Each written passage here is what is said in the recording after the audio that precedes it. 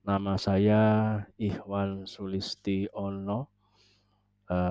NIM atau nomor induk mahasiswa saya adalah 2281130817. Saya duduk di kelas A17. Saya berasal dari Magelang, Jawa Tengah. Video ini disusun ataupun dibuat sebagai tugas dari mata kuliah Literasi Digital Kitab Kuning yang diampu oleh Bapak dosen pengampu, yaitu Bapak Haji Zainul Alim LC.MA.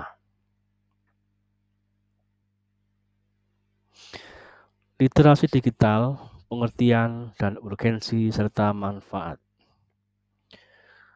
Pengertian secara umum, literasi digital adalah kemampuan seseorang untuk menggunakan teknologi digital seperti komputer, internet, perangkat seluler, dan media sosial dengan cara yang efektif dan bijaksana. Ini mencakup pemahaman tentang cara menggunakan perangkat lunak dan aplikasi, kemampuan untuk mengevaluasi informasi yang ditemukan secara online, serta kesadaran akan masalah keamanan dan etika dalam penggunaan teknologi digital. Sedangkan pengertian dalam konteks literasi digital kitab kuning adalah kemampuan untuk menggunakan teknologi digital seperti komputer, internet, seluler, dan sebagainya untuk mengakses ataupun mempelajari dan memahami isi kitab kuning secara efektif dan komprehensif. Apa urgensi kita belajar tentang kitab kuning dengan menggunakan media digital? Yaitu yang pertama adalah sebagai akses dan penyebaran informasi. Dengan literasi digital ini, maka orang dapat dengan mudah mengakses kitab kuning dalam bentuk digital, baik format teks ataupun video dan lain sebagainya. Hal ini memungkinkan lebih banyak orang untuk mempelajari ajaran Islam tanpa dibatasi oleh keadaan geografis ataupun waktu dan lain sebagainya. Urgensi yang kedua adalah sebagai penelitian dan kajian yang digunakan untuk para peneliti dan akademisi untuk mengakses kitab kuning dengan lebih mudah, menghemat waktu, menghemat biaya dalam pencarian informasi ataupun untuk menganalisis dan membandingkan teks-teks tersebut dengan lebih efektif dan efisien. Sedangkan yang ketiga adalah preservasi dan perlindungan. Dengan mengkonversi kitab kuning ke dalam format digital, maka ini sangat membantu dalam melestarikan warisan intelektual Islam. Digitalisasi ini juga membantu melindungi kitab dari kerusakan, dari kepunahan, kehilangan secara fisik, dapat dihindari karena sudah disimpan dan dikonversi dalam bentuk file yang dapat diakses kapan saja, di mana saja, dan oleh siapa saja. Yang keempat, urgensinya adalah sebagai pendidikan online. Dengan literasi digital, maka memungkinkan pembelajaran Islam secara online, termasuk dalam pembelajaran kitab kuning. Dengan platform media belajar online atau digital, setiap seseorang bisa dapat mengakses pelajaran dari berbagai tempat, sehingga lebih fleksibel dan terjangkau oleh siapa saja, di mana saja, dan kapan saja.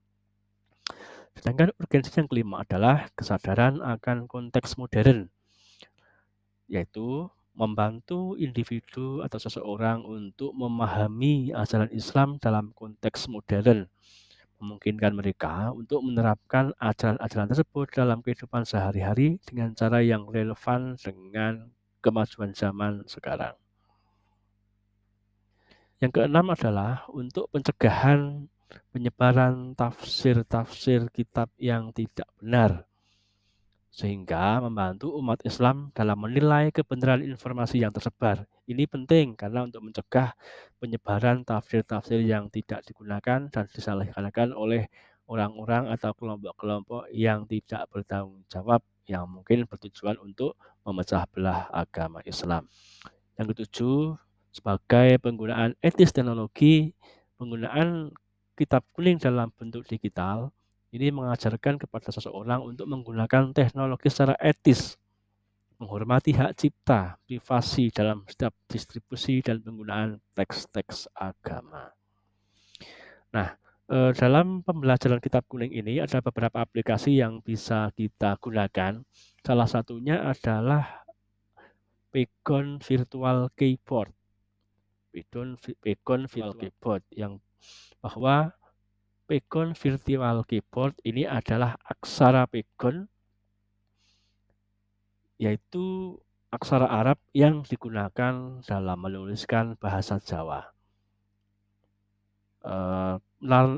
Kita lihat pada media NU online secara aksara Pegon adalah huruf Arab yang telah mengalami transliterasi dan diberi tanda tertentu yang digunakan di pesantren atau di TPQ atau yang sejenisnya untuk memaknai kitab-kitab kuning dengan metode Bandungan.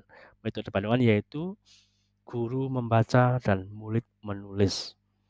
Bahkan di dalam tafsir-tafsir ataupun kitab-kitab tafsir juga banyak menggunakan huruf-huruf Pegon untuk menafsir Al-Quran.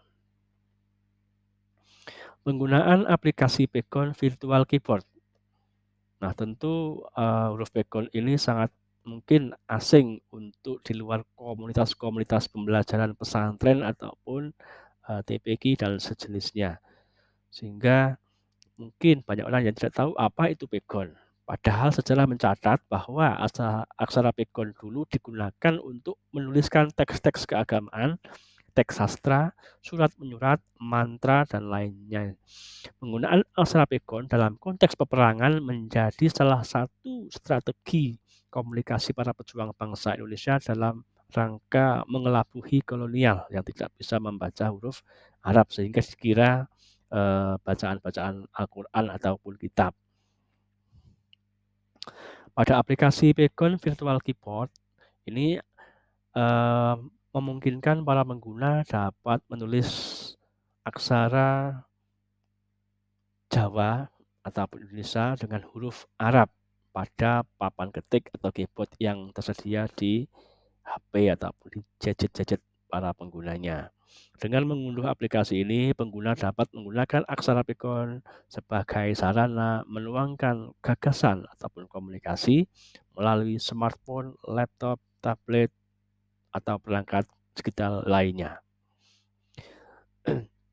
Pegon Virtual Keyboard tersedia baik bagi pengguna handphone berbasis Android, seperti kebanyakan orang kita punya, ataupun bisa kita akses melalui iOS atau Apple. Papan ketik virtual Pegon ini dapat diunduh pada aplikasi App Store ataupun Play Store dengan kata kunci Pegon Virtual Keyboard Kementerian Agama. Nah, selanjutnya bagaimana metode-metode pembelajaran kitab kuning? Yang pertama adalah metode tradisional langsung atau istilah dalam dunia pesantren namanya talaqi. Metode ini melibatkan pembelajaran langsung dari seorang guru yang secara langsung mengajar kitab kuning kepada murid-muridnya. Murid belajar dengan mendengarkan penjelasan guru, kemudian mengikuti secara berkelompok maupun mandiri. Metode ini dilakukan dalam pengajian di masjid ataupun madrasah. Selanjutnya yang kedua adalah metode pembelajaran mandiri atau dirasah. Dalam metode ini, murid belajar secara mandiri dengan membaca kitab kuning dan mencoba memahami isinya. Mereka bisa melakukan pembelajaran ini secara individu, secara dalam bentuk kelompok kecil. Setelah itu, diskusi secara atau berkonsultasi dengan guru untuk memperjelas pemahaman mereka tentang kitab yang dikaji. Sedangkan metode yang ketiga adalah metode klasikal atau mutolaah. Metode ini melibatkan pembacaan kitab kuning secara berulang-ulang dengan tujuan untuk menghafal dan memahami teks. Yaitu murid membacakan kitab kuning secara bertahap, kemudian dalam setiap kali pembacaan mereka memperdalam pemahaman mereka. Demikian video presentasi saya tentang literasi digital kitab kuning, kemudian metode-metode pembelajaran kitab kuning. Kurang lebihnya mohon maaf yang sebesar-besarnya. Terima kasih. Assalamualaikum warahmatullahi wabarakatuh. Assalamualaikum warahmatullahi wabarakatuh.